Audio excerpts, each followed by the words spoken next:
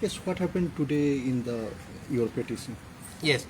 So today the Division Bench of the Honorable High Court has pronounced the judgment in the petition filed by Mr. Girish Chodankar. Basically, the petition was seeking a direction to the Speaker to decide our disqualification petition in time-bound manner.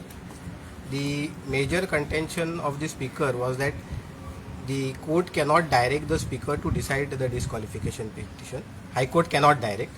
Today in the judgment, the Honorable High Court has held that in terms of the law laid down by the judgment of the Supreme Court in Kesham Chandra, which is binding on the High Court, the Speaker acts as a tribunal, and therefore the Honorable High Court can direct the Speaker to decide the petition, and that has to be decided within reasonable time.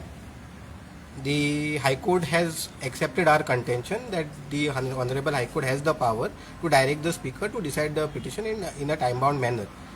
In the present case, the High Court has held that since on the affidavit Speaker has stated that he is in process of deciding the petition filed by Mr. Amit Patkar in July 1st, and his is in process of deciding, they are not giving any outer limit to decide, but the court has said that we expect and hope that whatever statement the Speaker has made in the affidavit, that they are going to expeditiously decide all the petition, would be adhered to, and they will follow the judgment in Kesham Chandra, wherein the Supreme Court has said that you should decide such disqualification petition in a reasonable time and within 3 months.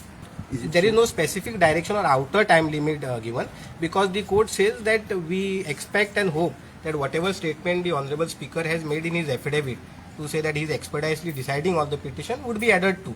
They said at the end, and it was read, the judgment, the conclusion was read, they said that we hope that the Speaker will adhere to whatever has been stated in the affidavit. So you are happy with the decision, or will you seek further legal remedy? We welcome the judgment because it laid down a law to say that the High Court has the power to decide the Speaker, and that was the major contention of the Speaker, that you cannot direct us. That has been repelled, and our contention has been upheld that the Honorable High Court can certainly direct the Speaker. We welcome that decision. As far as the remaining portion, we'll have to read the detailed judgment, which we await. Obviously, by evening the judgment will come. We'll read it and we'll see what is the next step to be taken. High Court should intervene because of unnecessary delay by the Honorable Speaker. So, our High Court today, the verdict was read out. They have said they can direct. So that is one plus point for ours. Our second prayer was that to direct the Speaker to give the judgment in the time-bound manner. We never prayed for a specific days. We referred the Manipur judgment, and accordingly we had requested the Honorable High Court to give the direction to the Speaker. And we are happy today that one thing is that the Honorable High Court has can direct the Speaker.